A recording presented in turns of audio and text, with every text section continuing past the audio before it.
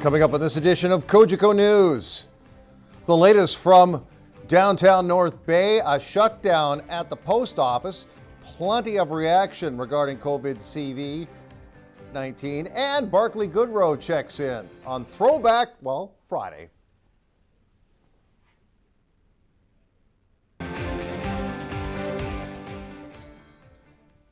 Hello again, everybody. Welcome to this edition of Cogeco News. I am Greg Esterbrooks.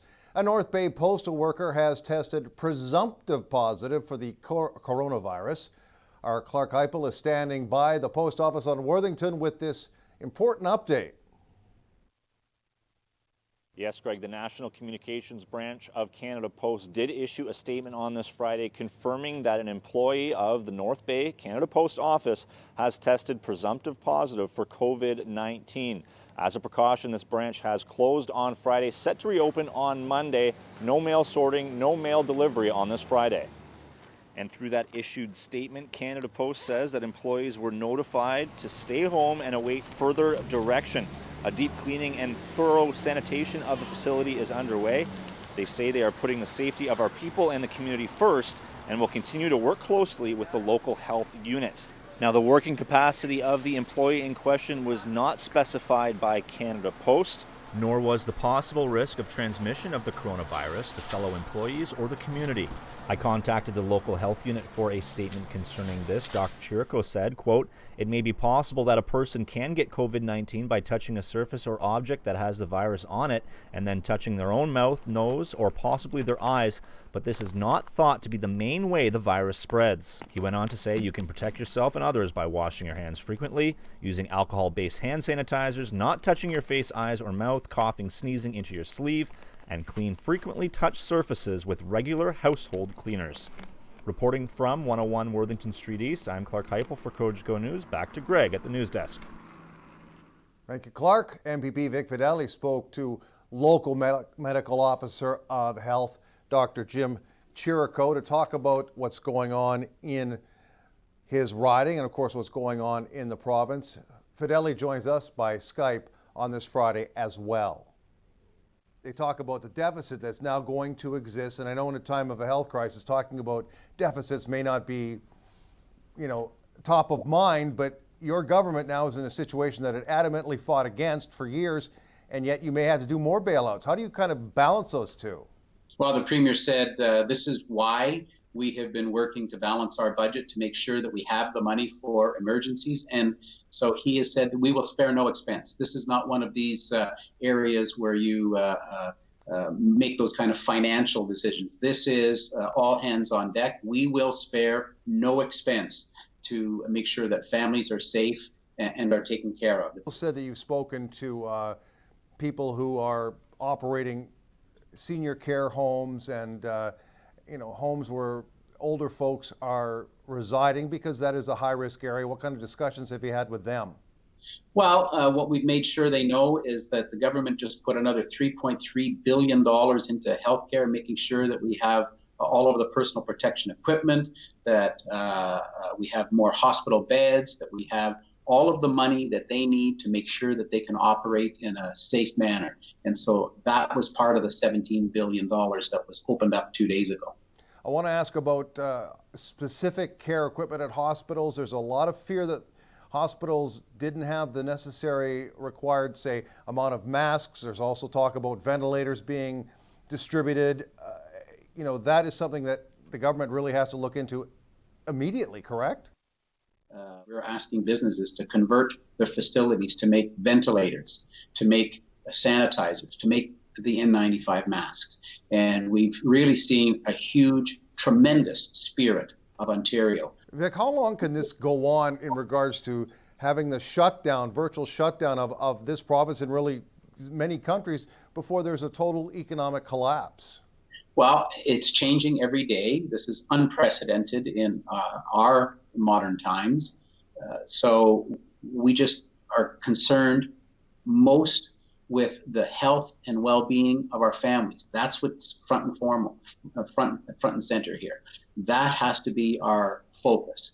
Yes, My ministry is helping to keep the economy together as best as we can at this point. And someday we'll be looking for the future on how we can make sure that we can put our economy in a strong position. But right now, it's truly all about health and safety. This is something that families need to take very, very seriously. The Premier talked about price gouging in Toronto with the Lysol wipes at some upscale grocery store going for, I believe, $29.99 for a container, and said he was going to legislate against that. Well, when people drive around Northern Ontario, and this goes back to when you were mayor of North Bay, the gas prices here are 30 or 40 cents a litre more than they are in many other parts of Ontario. And this was going on for, like, going back to when you were mayor.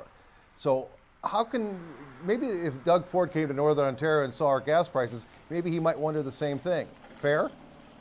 Both myself and Minister Rickford from Kenora brought this up at Cabinet yesterday when the Premier brought up the section. I'm not really revealing any Cabinet discussions, but I will tell you what we fought about, or fought for, I should say. When price gouging came up, I brought the North Bay situation, but I got to tell you, I was one-upped by the Minister from Kenora, who said, look, it's $1.10 in Kenora, so we're still paying 10, 20 cents more than you are, which is 10 or 20 cents more than they are in Southern Ontario. So as we continue to discuss what measures we're going to take, and I'll leave that for the Premier to announce, I fully believe that gasoline pricing should be part of it. We also spoke to Mayor Al MacDonald on this day via his office, also on Skype, to talk about how the municipality is dealing with the COVID-19 situation. Here is a portion of that Skype interview. Our residents shouldn't be surprised it's here. It's going to go right across the country. We're seeing what it's doing in the States now. It's inevitable, but I'll be honest, we're prepared. Your answer, have I spoken with Jim Cherico? As a matter of fact, I just met with him for about an hour this morning. We had an emergency control group put together. So we went through all the different scenarios. The hospital was President Paul Heinrich, Jim Cherico, myself, Dave Euler, the police chief, and the fire chief. We're just doing the minutes of the meeting. We're going to get all the information out to the public. But I can say we're prepared. Obviously, the federal government has offered stimulus money. The province has made cutbacks and try to help, financially those that are suffering, and that's a lot of people. The city has deferred some tax payments, but the city needs revenues. All governments need revenue to operate. How are you going to operate with this shortfall? That's not lost on us, Greg, and that's a very good question. So our payroll is around $5 million a month. And we did defer penalties and interest. We're encouraging everyone that can pay to pay, for sure. But if you're struggling, absolutely reach out to our staff. We're watching it very closely. The city is in very strong financial, is in a very strong position financially. So, we have lots of time, and this is just really a deferral of taxes. Because at the end of the day, they still have to be paid. In the private sector, there have been plenty of layoffs, plenty of shutdowns, plenty of cutbacks. Do you foresee a situation or scenario maybe in the near future where city employees, many of them working from home, but many of them may have to deal with a temporary layoff? Is that a possibility? So I will say this. We have laid off 50 casual workers to date. Those are usually the individuals that work in the arenas and that sort of thing, because they are closed. We are delaying and maybe canceling the summer students as well. But I can say that in our meeting with Dr. Cherico, his recommendation, and we believe in it as well, our position will be there'll be no state staff layoffs. So what you're saying, Mr. Mayor, is there's enough work to go around to keep everybody employed at City Hall? Yes, right now. So what we're doing is redeploying people as we speak. We do have a rotation because we want to keep social distancing. So we only have one person per truck. There's our public works people are out there. There's on a rotation basis. So obviously there was a lot of media play about the Keith Robichaud situation, and I know it's a personnel issue, but it's still a taxpayer issue. What's your message to taxpayers? Do you feel that maybe you could have handled it better or differently? Well, at any time, as you know, Greg, we can't speak about individuals or identifiable individuals. We do have to follow legislation. So anyone that makes over $100,000, we have to put them on this what everybody kind of knows is the sunshine list. But we under legislation is the privacy protection or freedom of information privacy protection. We can't disclose any private information. But one follow-up will be this. I mean, the fact is, and this has happened more than once, that the city has paid CAOs who weren't working at City Hall. Do you feel that maybe this could have been handled better by you or council? Well, as I said, I can't speak about any identifiable individual. We have to follow all the laws that are in place, and the freedom of information, everybody talks about FOI. The other piece of that legislation is privacy protection, so we can't go into any details. But we do post what we pay everyone on the sunshine list, and that's exactly what the city has done. But you don't feel that this was I don't want to say a waste of money, but not the best way to use tax dollars? Well, as I said, Greg, I can't talk about an identifiable individual, and that's what you're asking me to do. We'll have that entire interview, if you'd like to see it, on our Facebook page going up right after this newscast. We also, of course, get videos sporadically from the hospital. Usually we show them on our Facebook page. This one is so good and so important, we're going to show it to you both on the Facebook page and also live. It's a produced video about how the North Bay Regional Health Center is dealing with COVID-19. So this is the new COVID Assessment Center that's run in conjunction with the North Bay Regional Health Center and the District Health Unit. We used our emergency department for about the first week, and now we've expanded to this much more enhanced unit. So this is truly a multidisciplinary clinic. We have a clerk that registers the patients. We have a nurse and EMT to assess the patients, and then we have a physician or a nurse practitioner to do the actual swabbing if that's required. And then we have environmental services that go in right afterwards and make sure they clean all the surfaces so we're ready for the next person. People contact the health unit who have symptoms, and they're assessed by the health unit. They complete a questionnaire and an assessment form over the telephone. The nurses at the health unit then, if they feel the person needs further assessment at the assessment center, they will call us and make an appointment, and they'll come over. As you can see here, this is a repurposed area of the mental health wing of the North Bay Regional Health Center. The outside area was the old greenhouse, and that's been changed now to allow people to sit and wait for the assessments. And we're the ones that actually decide whether they require a nasopharyngeal swab, which is a small device that's inserted into your nose. And from there we collect a sample.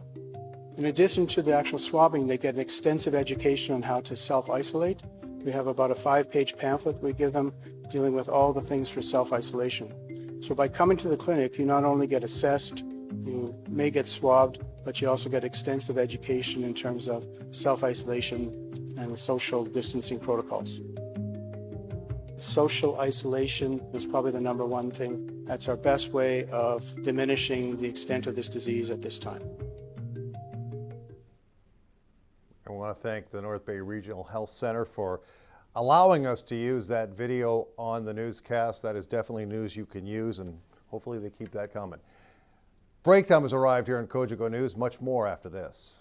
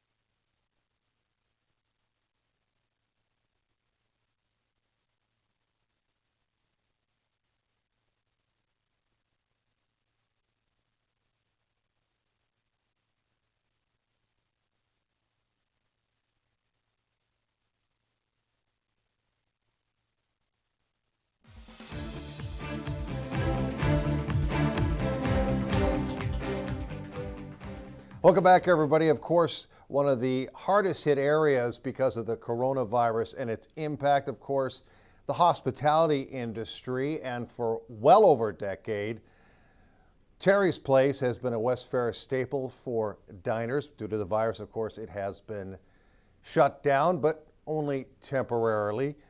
Terry Muir, the owner-operator, says, again, the closure is only temporary. Clark Heipel has her story. Terry's Place is a one-of-a-kind home-style restaurant nestled at the end of the strip mall of the Lakeshore Plaza. It is one of many local businesses forced to close amid COVID concerns. While this sign has gone dark, this sign places a light at the end of the tunnel, and at this point in time, we don't know how long that tunnel is. For Terry's Place owner-operator Terry Muir, she's willing to wait it out. Well, it was really difficult. I tried to do the takeout at first, and that only lasted like 3 days, and I knew that I was going to have to make a decision. First and foremost for my staff and my family as well, that we needed to socially distance quite a bit. And I also knew that at the end of the day, because I was closed before when I had a fire in 2014, I was closed for 5 months at that time. I knew that I was going to have some capital to reopen, and I was losing money. I could see that I was losing money, and I wouldn't be able to reopen when this was all over, if it lasted for an extended period of time, which none of us know. Terry's Place employs 10 people, and for Muir, it's a family of 10, making it extremely difficult to share the news of layoffs. Everybody has rent and everybody has mortgages, but a lot of them have small children as well. So I needed to take all that into consideration, and I want to be able to reopen, like I said, because everybody wants to come back to work and get back to their normal lives. Terry's regular clientele is a family as well, and not being able to spend time with them on a daily basis weighs heavy on the restaurant owner. That's especially hard for them. A lot of people don't have family outside of North Bay, or, a large friend group, and a lot to do. We become their family, and, it's hard for all of us, like them and for us. You get used to seeing everybody every day, and they do, like I said, become your family. During this difficult time, Terry was able to help those less fortunate. We had a lot of produce that was already prepped and things like that, because we had slowed down on our ordering because we were doing the takeout and the delivery. I contacted the gathering place, and they were more than willing to take it, which was great. So some of our staff took some stuff home, which would be needed, and donated to the gathering place. What goes around comes around, and for Muir and her staff, there is light at the end of the tunnel. Reporting for Cogeco News, I'm Clark Heipel. All right, let's move on to the COVID-19 info board with a lot of interesting and important links for you to check out if you need more information from a national perspective. Canada.ca COVID-19, Ontario.ca coronavirus. Only call telehealth if you have symptoms, 1-866-797-0000, and myhealthunit.ca. And we're glad to provide you with those websites. Providing us with the weather forecast, Clark Heipel, right after this.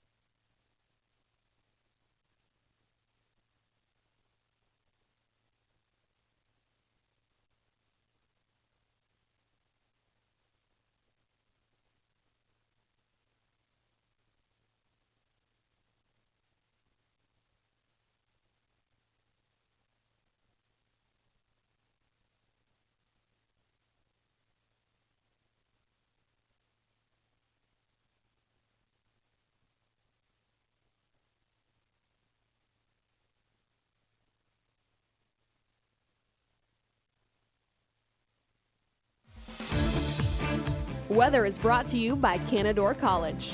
Great things happen here. Welcome back to Cogeco News. I'm Clark Heupel here on First Avenue. I am here for your 5-day weather forecast brought to you by Canadore College. Also here to remind you to wear red on Fridays to show your support for the men and women of the Canadian Armed Forces. The sun is shining bright on this Friday, and there's going to be more sun on Saturday with a double-digit positive degree high for the afternoon. A little bit of cloud cover, however, another sunny day in store on Saturday for the last Saturday of March. Let's take a look at the 5-day forecast brought to you by Canadore College. Heading overnight on this Friday night, the skies remain clear and we have a low of -6 wind chill, making it feel a couple degrees cooler. On Saturday, the 28th of March, sun and cloud mix with a high of 11 degrees. That is a positive 11 degrees. And the rain showers move in Saturday night, low +2. Sunday, rain day, high 9, low 2, both above freezing. Looking at the new work week now on Monday, the 30th of March, we have a high of +3 and a low of -3 with chance of rain showers. And Tuesday, the last day of March, high 7, low -1, sun and cloud mix. Turning the page back to the almanac, on Thursday, we had a high of 2 and a low of -5. The normals are 4 and -6 for the high and low. Well, there you have it. There is your 5-day weather picture. Do stay tuned. Greg Esterbrooks will have your sportscast right after this, as we had a conversation with Tampa Bay Lightning forward and former North Bay Battalion captain, Barclay Goodrow. All that and more right after this.